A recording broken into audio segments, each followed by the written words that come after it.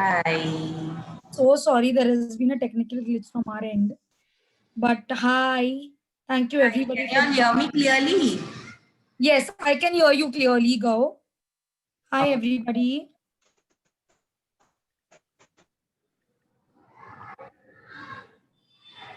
Audience का chocolate दो.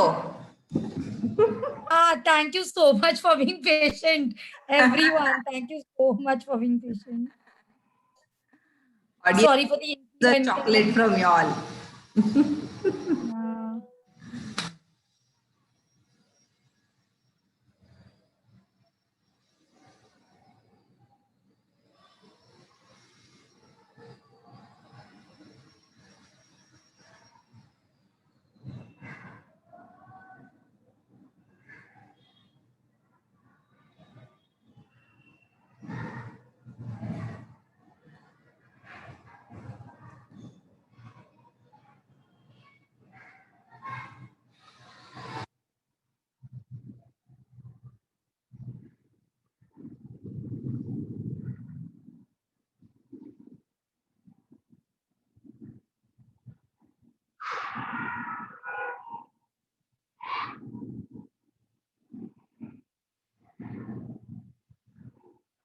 I see my Muktangan family, my friends. It is so lovely to have them. Ma'am. We've received a lot. We've received an overwhelming registration today, Gauravi. Okay. So I think that speaks about you and also the kind of work you're doing and the interest that people have in it. Tanvi is here, Yes, so I yes. think It's she'll all take it. Muktangan. It's all Muktangan. Wonderful, wonderful. They all are trying to connect and there's something happening. Yeah, I'm letting people in as and when I'm getting the message.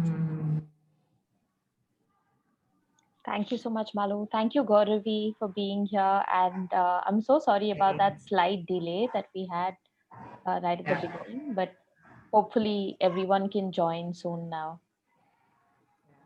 I think you can open up the link for everyone so that you don't have to keep checking who's coming, not coming.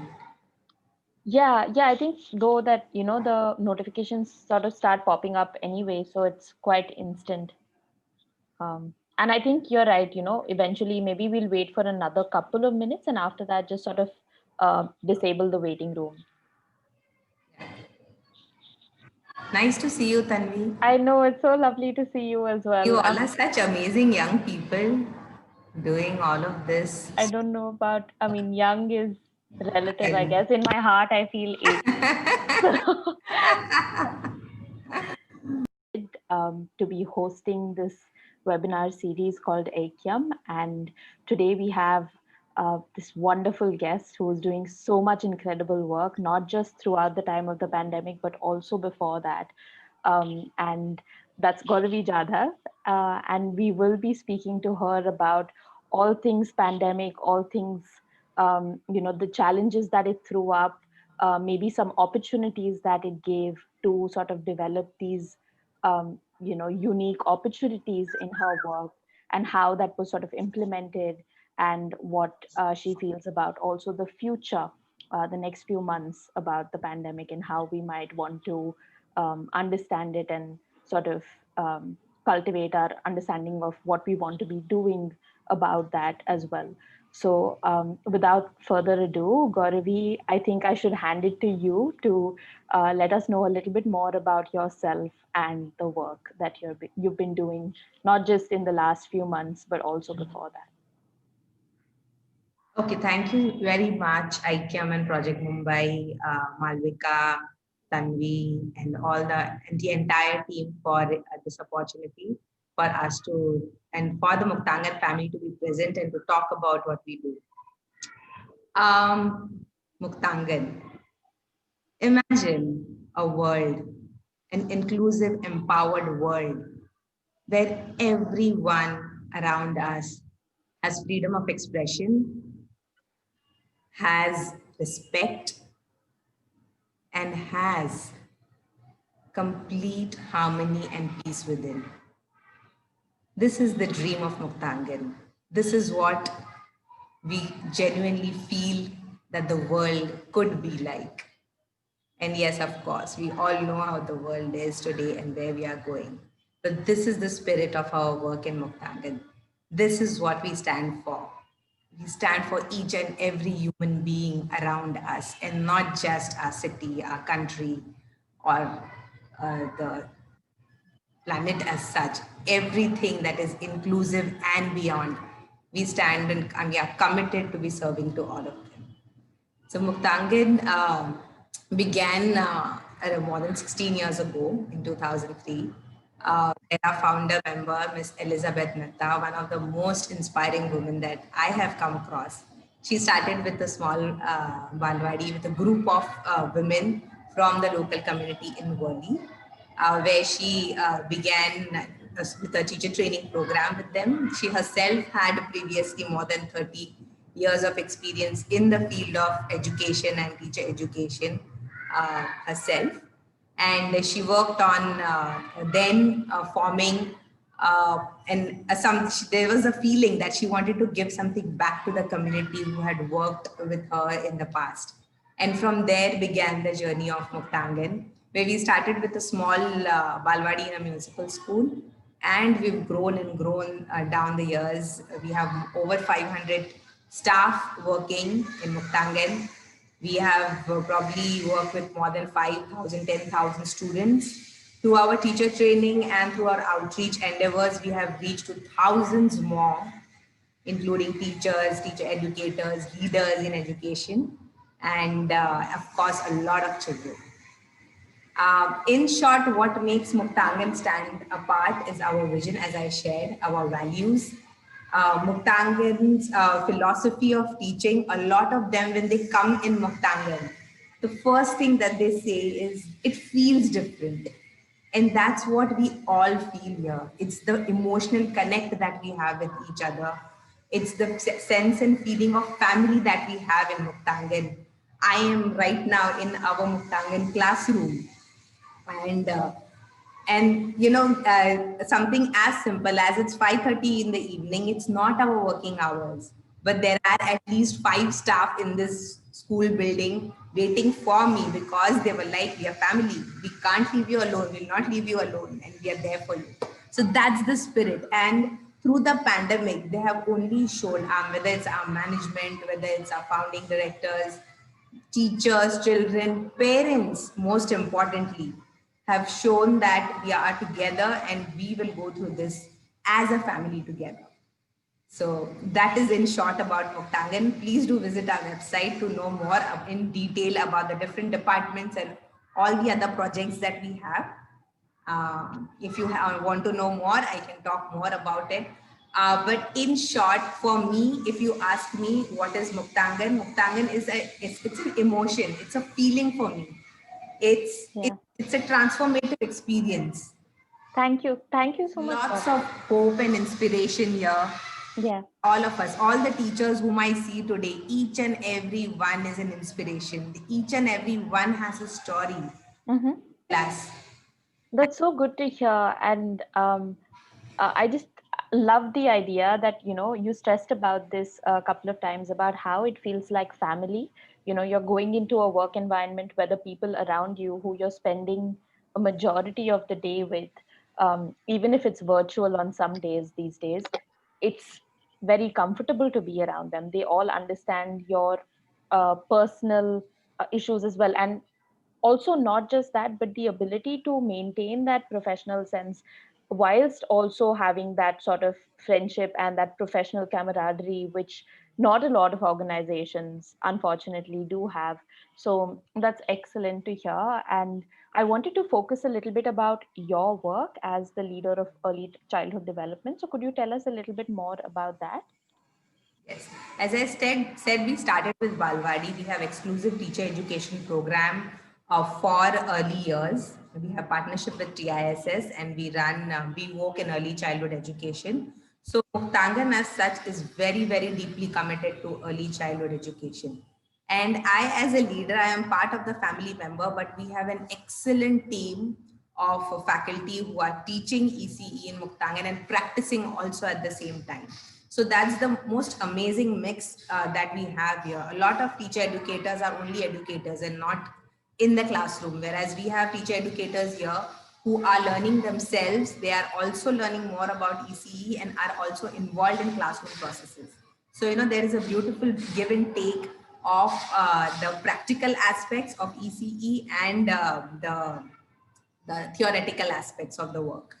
I, as a leader, my most important work is to keep my team focused and motivated. And that's what I think I do most here.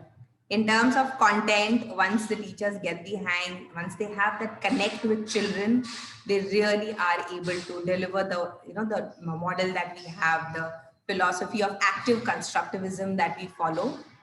So it's a wonderful methodology where the child is the focus. The child is at the center of all the planning that we do. Mhm.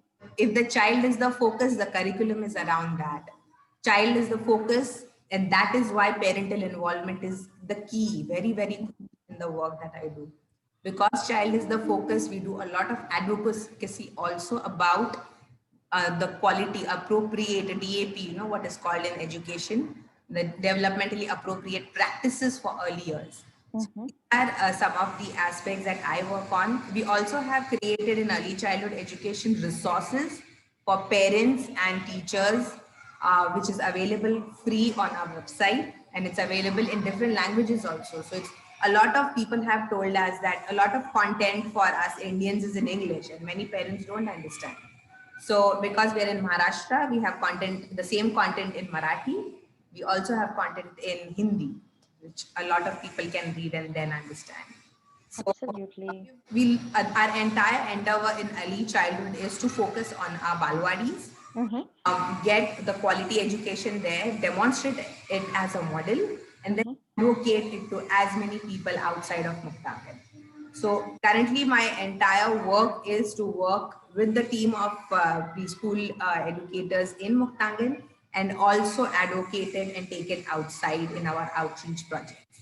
So we work in MCGM schools in Mumbai, and we also Mhm. work with other municipal balwadis around in Mumbai. And through our outreach projects, we've reached out with government and non-government organizations and working in different capacities with them.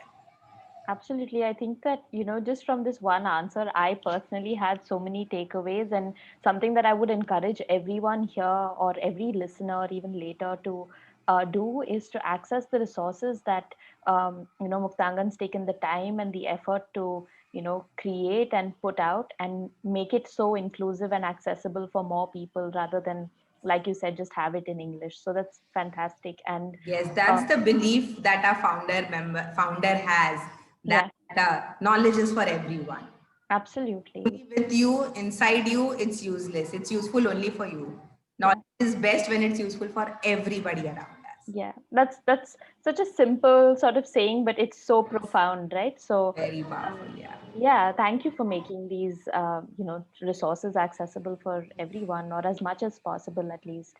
And I was thinking about something that you said as well, that the bulk of your work is to keep your team motivated, and we'll definitely come to that. But I was wondering that, the last year and this year so far has been difficult in a variety of ways for all of us. And I wanted to know, and maybe our listeners also want to know about how you personally coped, both personally again as well as professionally. So could you tell us a little bit about that? Just today, a group of teachers, we were talking about how these past, we've just started coming to school. Mm-hmm. We all interact, and we are getting to know how the past months went and how it was for each one of us. And a lot of them have been sharing that these past 8, 10 months have made us realize so many things about ourselves, about our life. And for me personally, these past months have been a blessing. I have been to hell, and I have been through absolute amazing times in these 8 months. Mm-hmm. I personally underwent surgery. My father passed away 2 days after my surgery. Very sorry The about that. time when I felt that it is just hopeless. The end. I mean, I don't know whether I'm going to get out of this. Mm-hmm. But I'll tell you, these amazing people that I have in my life, my friends, my family, wonderful colleagues around, each and every one of them supported me, not just with words, but also in terms of do you need any support, financial or in any other way. Everyone was willing to reach out, and I think these 10 months have taught me to be more and more grateful, to look after myself more, to think about more ways that I can give back now rather than keep taking from the people around me. So personally, this pandemic time is extremely empowering. And the other day, somebody was telling me, you look different. And it's like a lot of people look at me nowadays and they're like, you look different. Because I feel different. I feel every day is a different Gauravi coming ahead. So that's where personally I am. And probably I even feel that maybe 2-3 years from now I will be telling you a different story about, and I wouldn't be the same person. Professionally also, these past 8-10 months I have done courses which I had not imagined I would have otherwise done. Learned to use all of these beautiful applications that keep us connected. I learned to make interactive teaching learning sessions, Yeah. and also to teach them to others. Hello, are we around? Yes. Yes, we are. Can you hear me? Yes, I can. Okay. Then I have learned how to think differently now, plan differently about the same things to do that I was already doing. And it's not just me, it's the entire team, my leader, the team that I work with at the preschool, all of the leaders in Muktangan. We started communicating more often and openly than we used to in the past. So that really has led to a great professional growth inside all of us. And what we realized is all that we used to do offline, face to face, it is so possible to do it online also. All of our adult interactions. Yes, of course, I'll talk about children later. How it's different for kids, not the same. Of course. Absolutely. Yeah. But we as adults, all it needed was for us to adapt and to learn these new skills and enjoy the process and Yeah. not get bogged down. No, I am not good at technology. I really had to revert all of my and challenge my mindsets about what I thought about life and technology and a lot of other fundas, Yeah. which is amazing. It's like it's really pushed me from one level to the other of functioning. Yeah, and thank you also for pointing that out about, how it's a process of initially there is probably resistance to all these new things that one has to do to cope and survive of sorts. And then maybe there is like, there are a few steps taken in that direction. Then you realize that this is something that you can do. And then in that process, maybe there is some point where you start enjoying it as well, where you start realizing that this change is coming about, and realizing that this is also thanks to the power of community, like you said initially about how you went through a lot of very difficult, very distressing times during the lockdown, and then felt quite hopeless at the point, but then it really allowed you to draw upon the strength of your community, so friends and family and co-workers who sort of all came there, and that itself motivated you to give back, and not just give back to them but give back to everyone possible through this sort of Yes. relearning and unlearning and relearning of what you had to do at that point Absolutely. to sort of soothe Absolutely. the lockdown and soothe the pandemic situation. So, yeah, thank you for that. And you also said that it's not just for you, this change is something that you observed in your team as well, the teachers as well. So, in fact, I wanted to ask you about the teachers and how their motivation has been affected, and maybe has there been a sort of trajectory where it was low and then it sort of rose due to your work together, or what was the sort of path that it took, and maybe where is it now as well? So the beautiful part about working with teachers, they are absolutely motivated souls. All Yeah. I want is anyhow I want to reach out to my kids. That's Hmm. what they have in mind. And all that they want is I want to teach. I don't want to break that connection with the kids. And that inspires us. I mean, more than us telling them and informing them, they said we need to come up with ways of getting connected with them. Mm-hmm. If you remember when the pandemic started, a lot of schools across the country, a lot of non-government organizations also, they started these connections. They started WhatsApping, schoolwork to children and things like that. And because Muktangan has very strong parent partnership program where parents are involved, because then the role of the teacher had to be shared with the parent. And Yeah. that is something that a lot of schools struggled with. Whereas in Muktangan, because we had that close connect, all teachers had contact numbers of their children and their parents. It really it helped to come together and to come up with a solution together, and not saying, okay, we are going to be starting online classes or we are going to be doing this, and you got to follow and make arrangements anyhow. Yeah. In terms of teachers are citizens of our country, right? What we all went through, teachers went through the same. They had family members who lost their jobs. They had families who had to go back to village. Yeah. Some of the teachers are the sole earners in their families. So a lot of those challenges they have faced. Plus, we had financial crunch, so we had to really relook at salary structures and everything inside. And yet those teachers have stuck, the teachers have stayed by together because they're so committed to teaching children.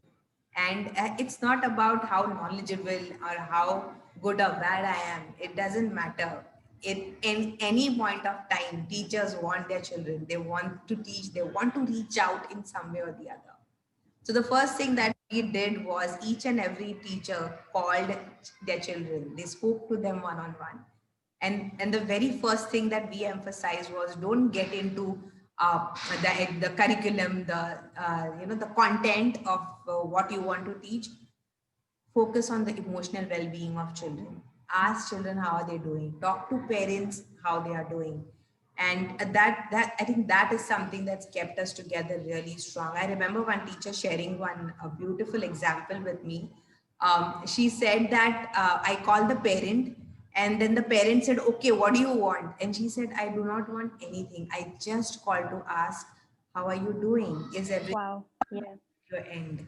Are you able to cope in these times? And the Mm-hmm. parents started crying because the parents said, none of our family really has asked. I mean, they ask, sab theek hai, nahi hai, but nobody has shown that concern and care. Absolutely. What mattered in this time, and that is what. And I have hundreds of stories because we have as many children, as many stories of each of and So true. one of those families who are like any other in our country, who have gone through the challenges that we have all faced in these times. So, and it is this connect between schools and their children and families that really makes the biggest difference in the work that we do.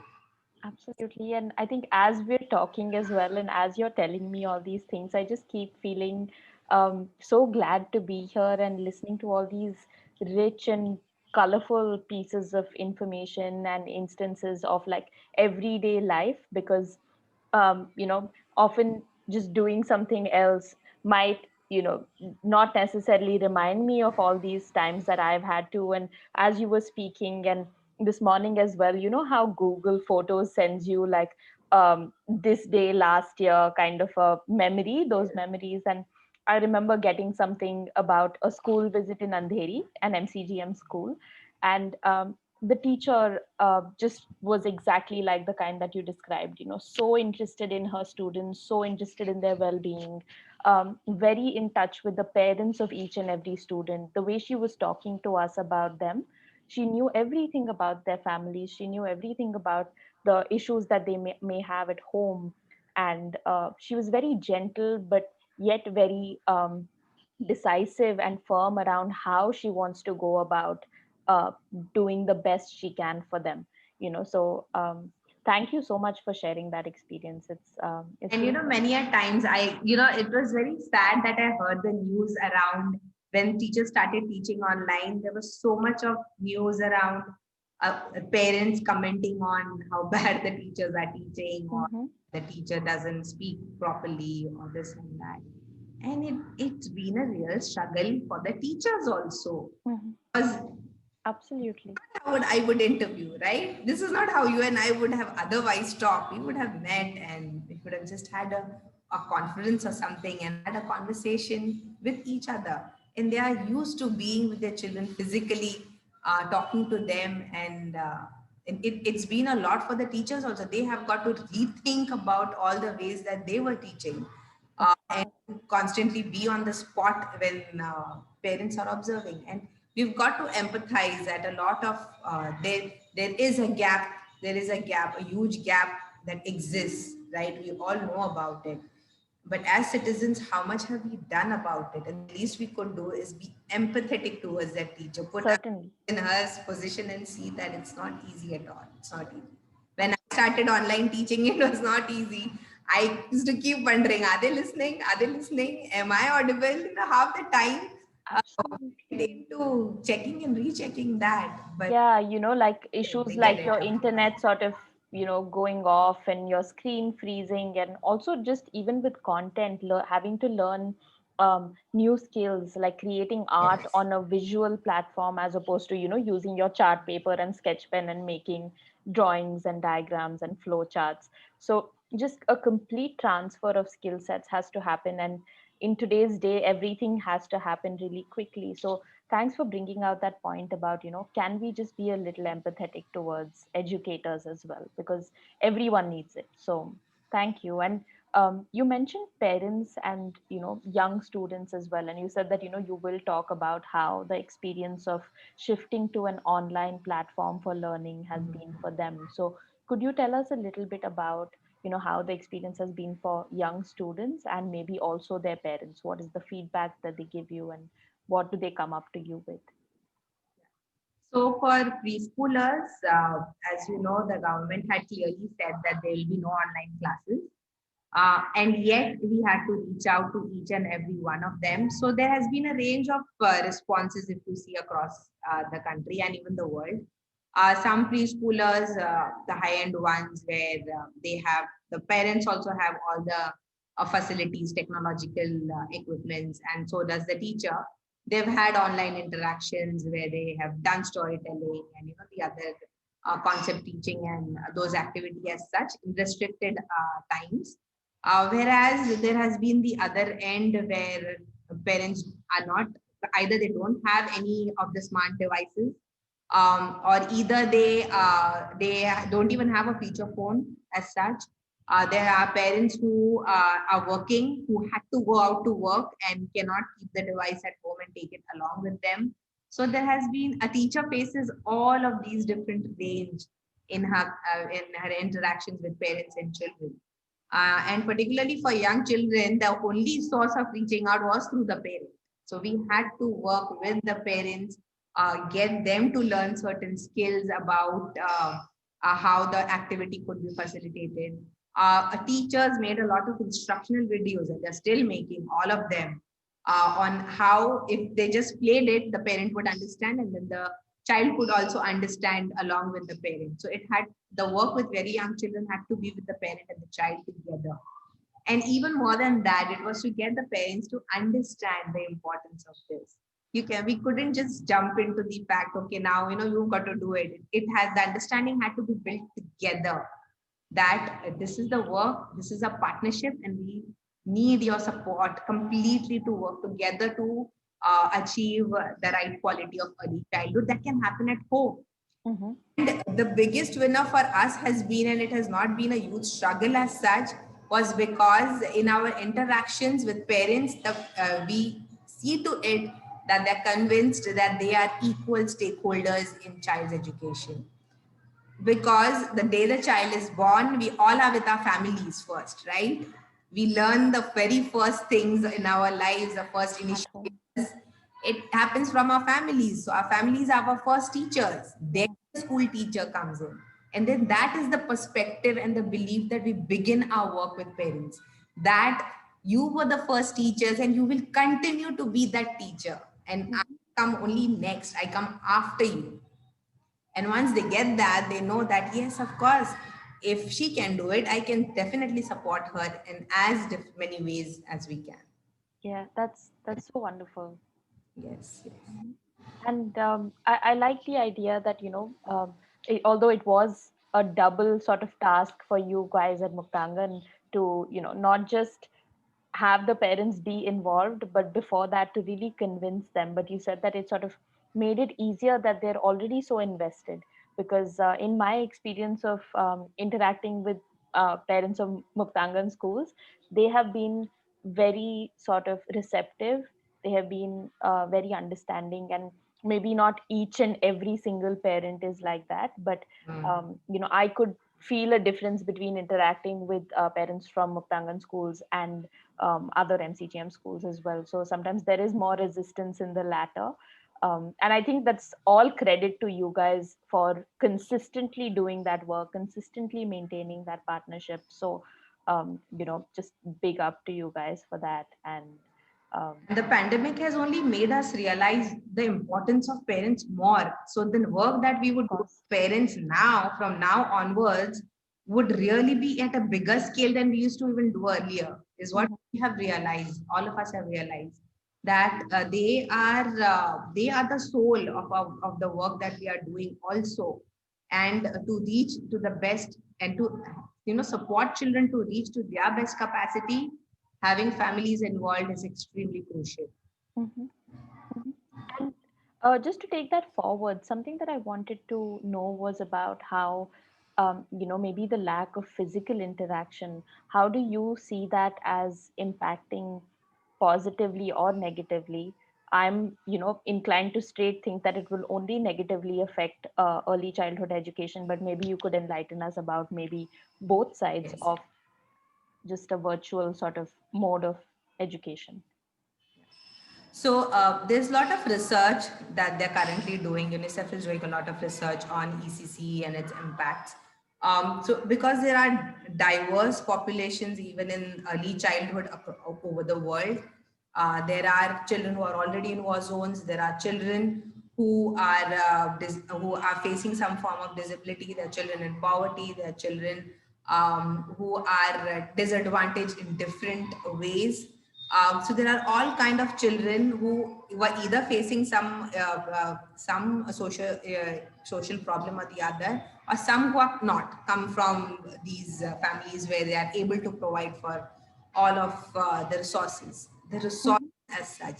And yet, a lot of the research also shows that there is, in terms of involving parent and parenting skills, there is a huge gap across the ECC sector as such. Mhm. So,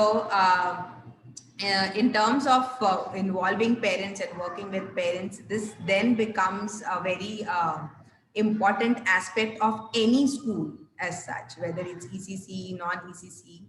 Also, what I have realized in my work with children and teachers is that children, particularly young children, are very resilient.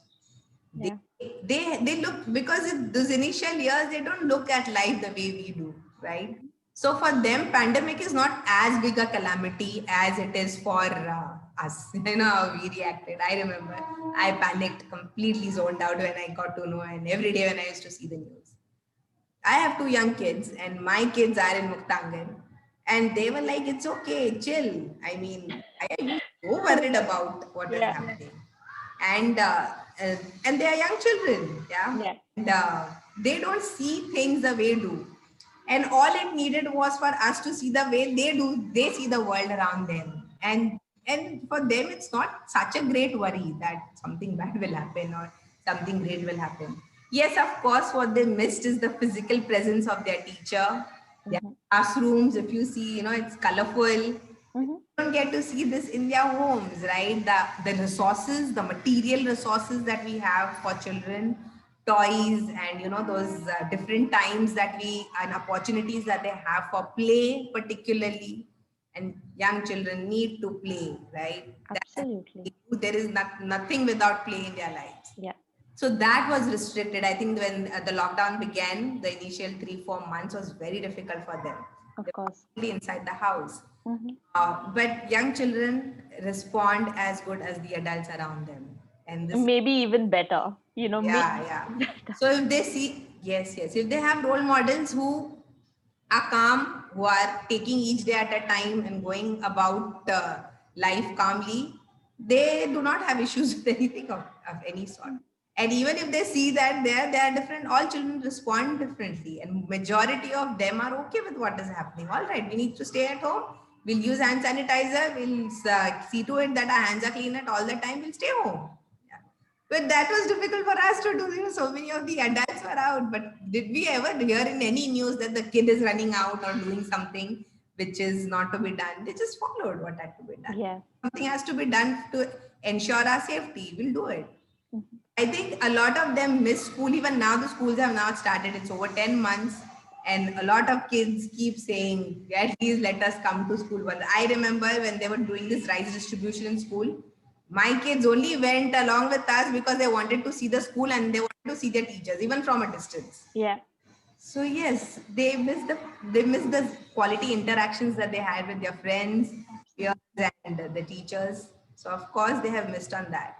But in terms of education, I feel I am more worried as a parent and as an educator that kids have not got it all. Then Yeah. kids really worrying, okay, we'll reach there. I mean, for them, it's not like we've really lost out on something great.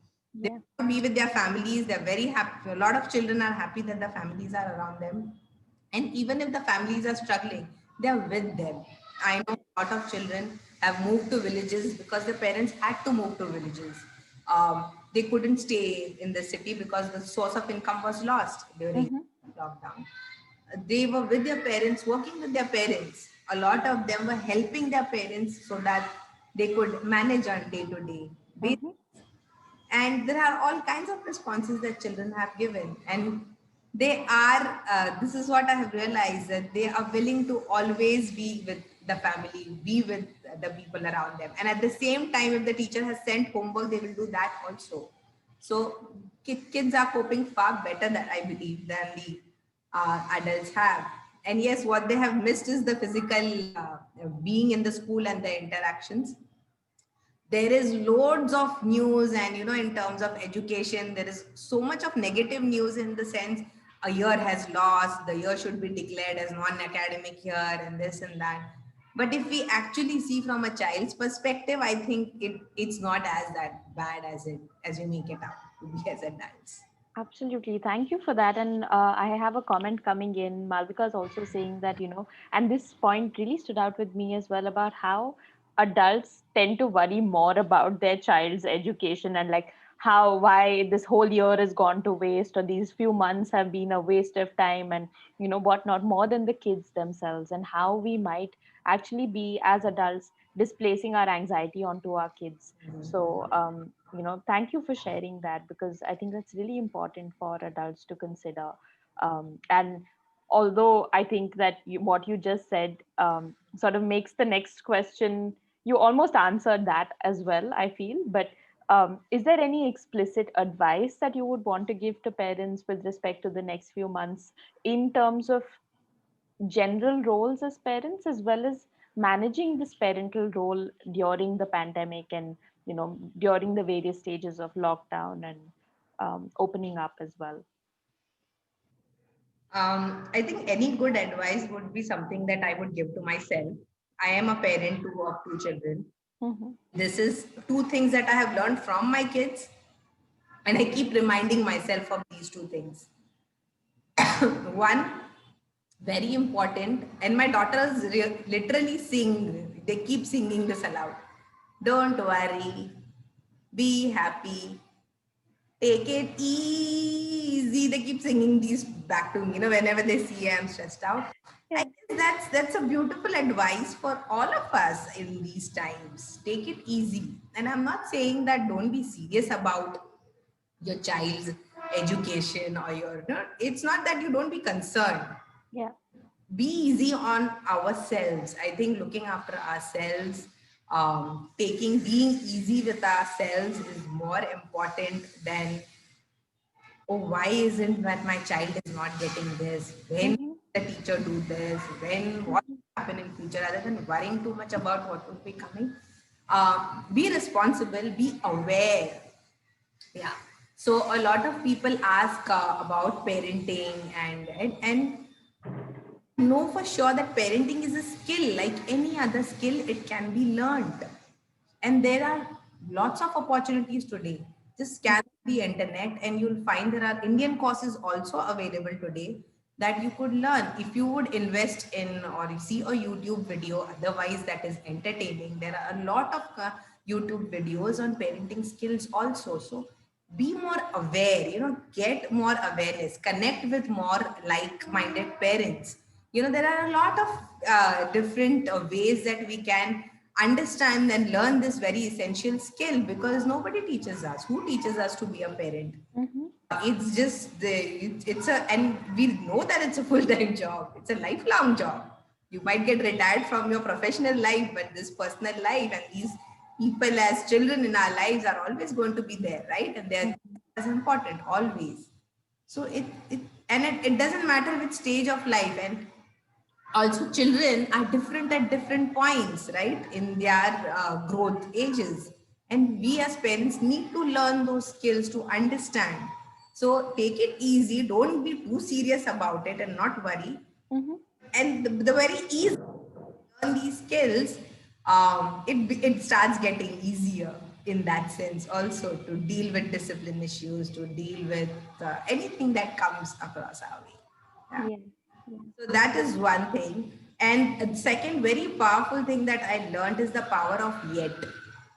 So a lot of times when I worry particularly for my younger one, because I feel that she's lost out on her academic, in terms of she's in the second grade, and that's the foundational year when they do a lot of they learn a lot of those basic math skills and the reading skills, writing skills. And I keep worrying that whether she'll get it or not again. And I keep telling myself she doesn't know it yet, but doesn't mean that she will not know it tomorrow. At some point of time she will learn, so relax. Mm-hmm. This is two pieces of advice that I give myself a lot. Take it easy, don't worry so much. And the power of yet. Yes, it's very powerful. It's extremely empowering. Even for myself, sometimes I have it? Can I do this? I can't do it today. I don't know it yet, but I can master it tomorrow at some point of time in my life. So it gives a sense of ease. It makes me feel good and powerful about myself. And Absolutely. that's something we all need today, don't we? We all We do. want to feel empowered. We want to feel inspired by what we can do with ourselves, right? We want something to be with us throughout. And it's beyond faith and beyond that, yes, God is there, God will provide, yes. But a lot of times it's something that we've got to do for ourselves to keep ourselves motivated and inspired and to keep that hope, right? Yeah. These are so That's it. practical. Somewhere the advice that I give to myself is I will give to anybody.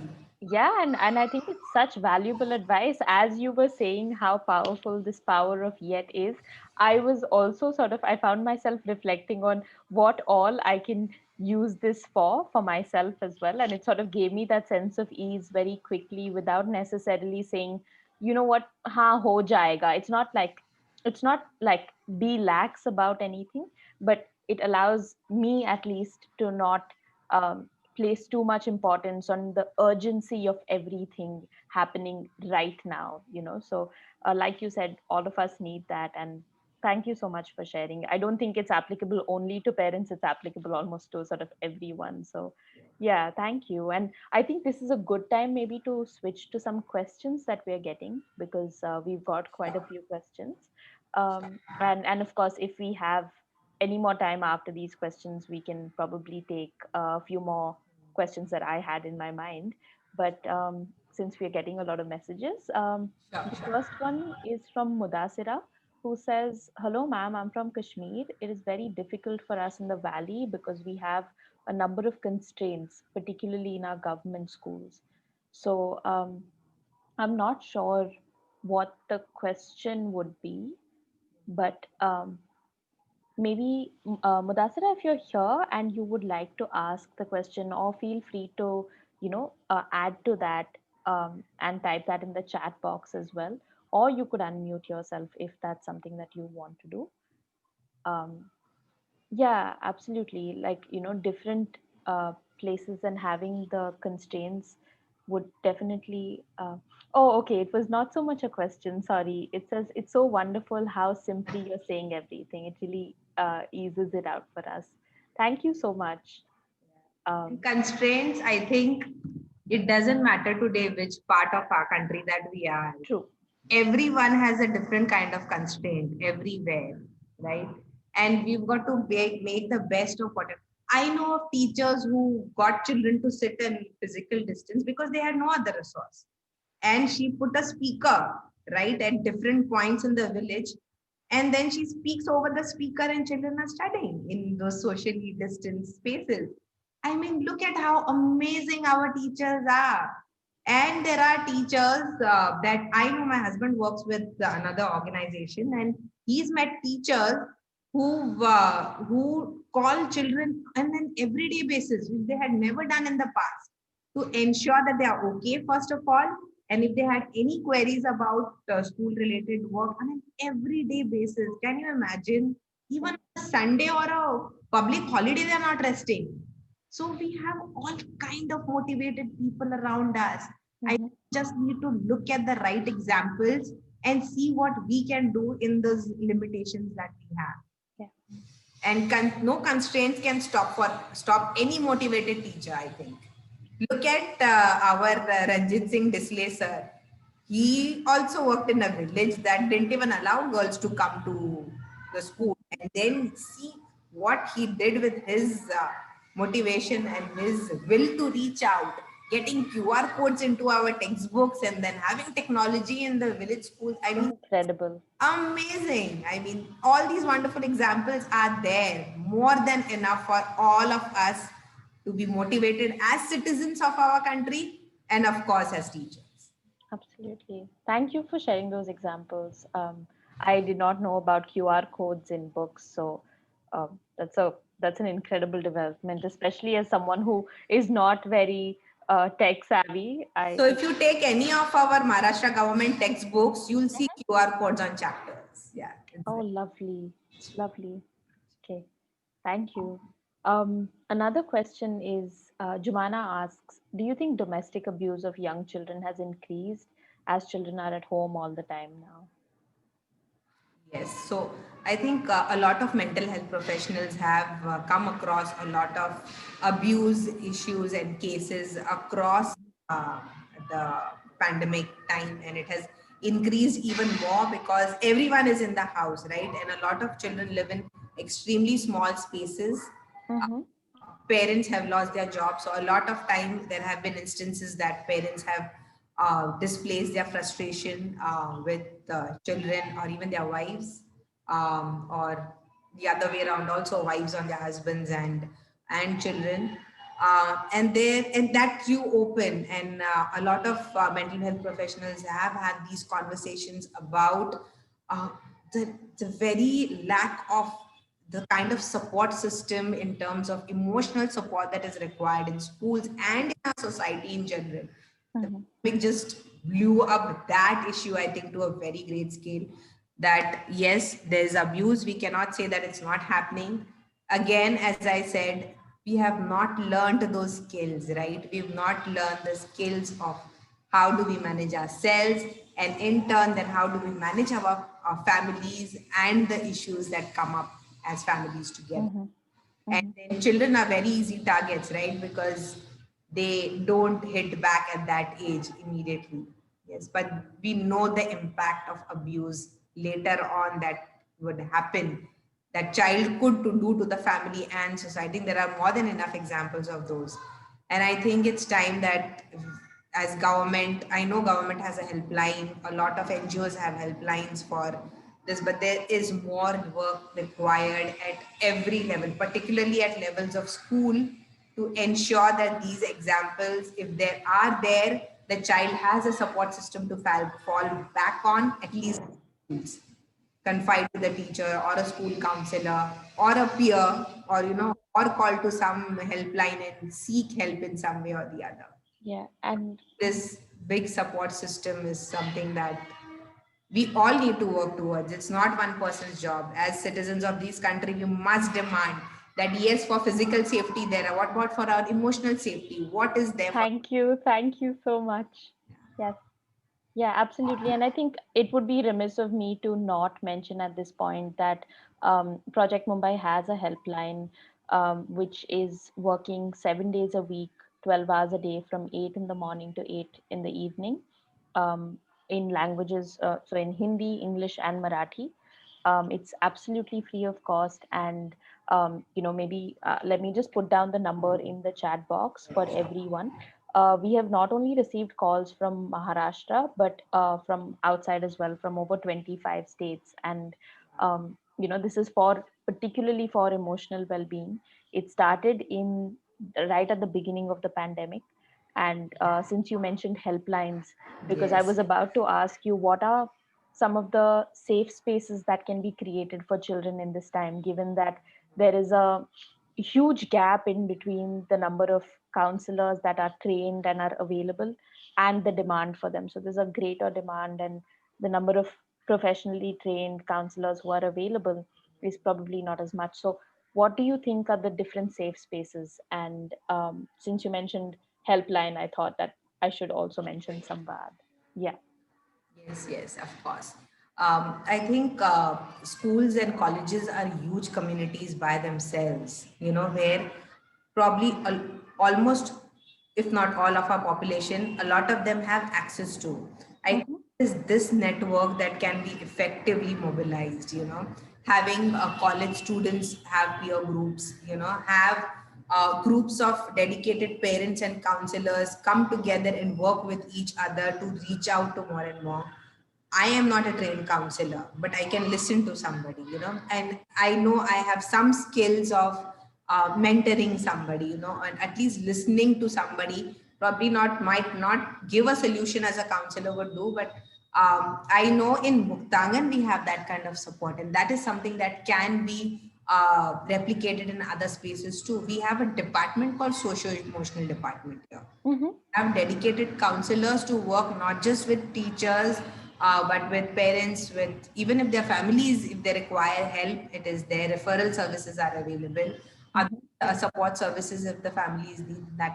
And I think that kind of, and we have a system called school management committees across, right, in the country, which is supposed to be this supportive system for the entire community, because most of the children and their families then get connected, right? Mhm. This network needs to be mobilized towards not just for physical safety, but also the emotional well-being of everyone connected to these schools, colleges, and educational systems as such. Online is a huge resource today. I know a lot of courses have come up today for mindfulness. I am also doing some courses, and it really helps. It helps,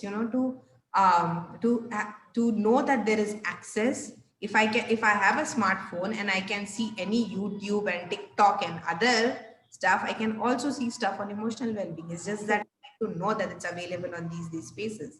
And Mhm. schools and colleges are wonderful spaces to spread awareness about these aspects. And if you see media, if products can sell, good ideas like these can sell too. And a lot of um, YouTubers I see nowadays work on these aspects. They want to portray something that everybody will benefit from, not just the end social issue that it leads to, but if we have something as proactively looking at mental health right from the early years, integrate into the school system, and then have that kind of support systems even at workspaces of people. I think it's a complete range of services where the importance of mental health needs to come up.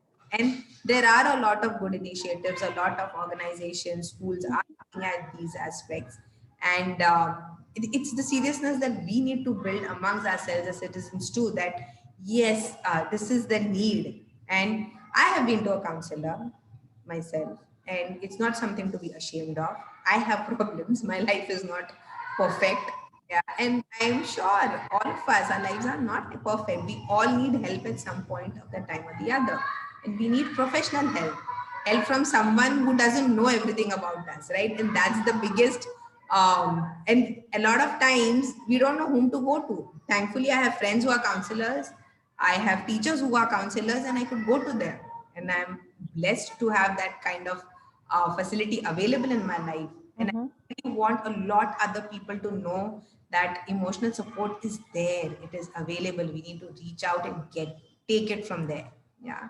I think police is another very important because the police numbers are Absolutely. that are availed most so if police get those calls or on 1098 those calls comes where they know that this even for counseling the people could call on those numbers and say that I need help for my emotional issues and instead of them saying oh this is police ka number idhar mat phone karo they can actually be saying Yeah. yes I'll give you the number call on this number and you will get the help but not police people are not so I think these very key people who are already mobilized to do a lot of in terms of law and order and physical safety of people could also think about and work on emotional well-being of all of us. Mm-hmm.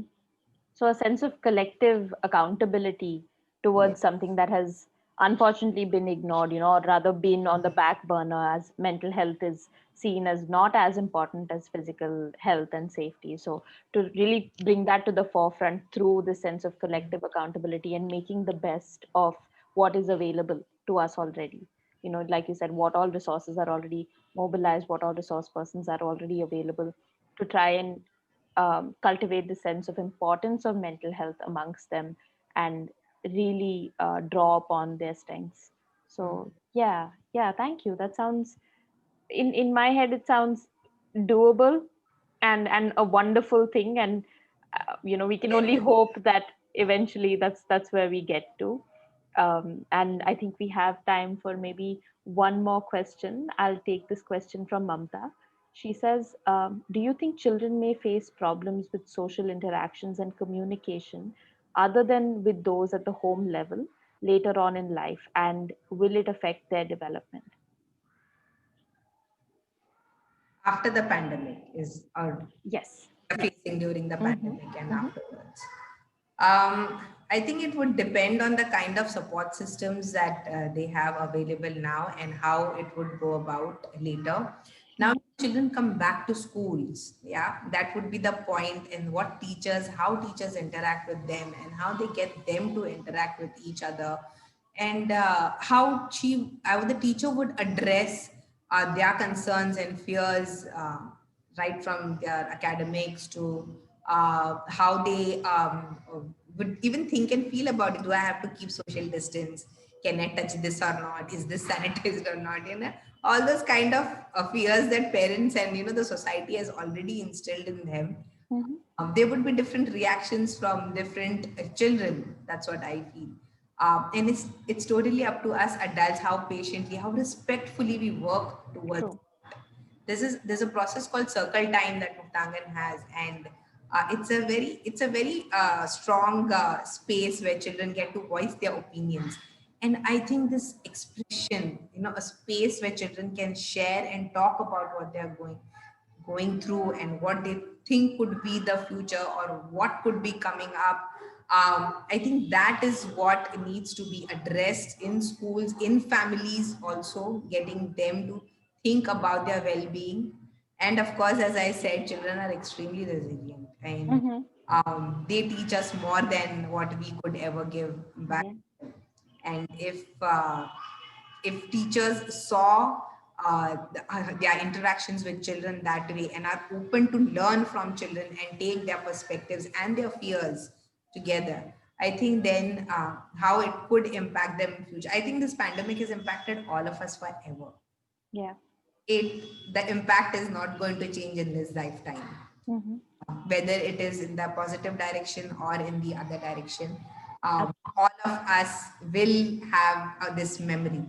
It's up to us how we create this memory. And I think kindness spreads, hope spreads, a lot of positivity that we have. If we keep talking about it in that way, it spreads. And teachers are the most important connector, I feel, who can get children to see their own future and how they can be in the future in positive ways. So Yeah.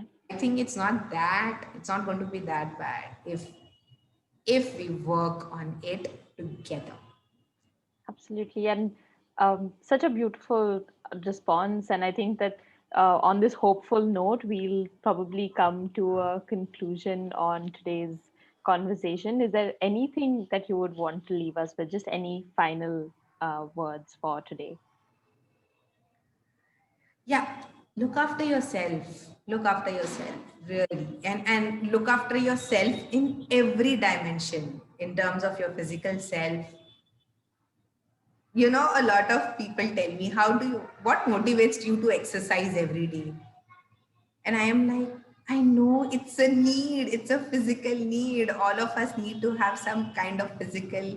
That's how our bodies are designed. It's scientific. It's not something that I am doing because it's something different or makes me stand apart. No, it's something that everybody should be doing.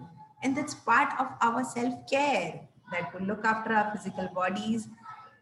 I meditate. I've started, this pandemic has got me into meditating every day, and there are immense benefits of meditation. I can't tell you. We don't have the time. We will never have the time. But if you take out those 10 minutes for yourself, you'll see the impact in time. Absolutely. It's very visible. I can't tell you what changed, but I know that something has changed. So there are these amazing, and I am not saying do this meditation practice or that. I mean, do anything, any of it, it's all available today. Whatever works for you. Yeah, whatever works for you. Do some form of physical exercise. Look after your heart, look after your soul, your needs within. Um, Eat well, very important. A lot of people, they look at me and they ask me, so you're following a diet, so what do you eat? You know, when I became mindful about what to eat, I realized there are just so many options that I can eat. It's not chapati, bhaji, dal, rice that I have to eat every day. There's just range of, and Indian food has such beautiful variety. True. Eat well, be mindful about what you're eating. If you've eaten a particular amount of sugar today, you know that if I consume more, it's not good for my health. You know that, right? Yeah. So we know all of these answers. Be mindful about your all aspects of your well-being. And if we are mindful and if we learn to love and care for ourselves, you know, this one thing I keep telling my daughters all the time: whether I am there in your life tomorrow or not, promise me one thing: you'll always look after yourself. Mm-hmm. You are what you have. And True. there's nobody, imagine, there's nobody around, but you'll always have you, right? Look after yourself well. And they look at me and like, Mama, okay. I know that they probably don't get it today, but they will get it at some point in their life. Absolutely. And I want them to have that inside, that I Mhm. am the most important person in my life, and only I can look after myself well. And if they have that confidence in them, then just do well in life. And I don't have to worry then as a parent whether I'm there, I'm not there, Mhm. after their well-being, Yeah. or they look after their well-being. Very Yeah. Thank you so much, Gauravi. It's been so informative and inspirational and enriching for me, and I'm sure that it has been the same for the listeners as well. It was honestly one of my favorite sessions so far. So I'm really glad I got a chance to converse with you and learn from you. Thank you so Thank much for you. being here.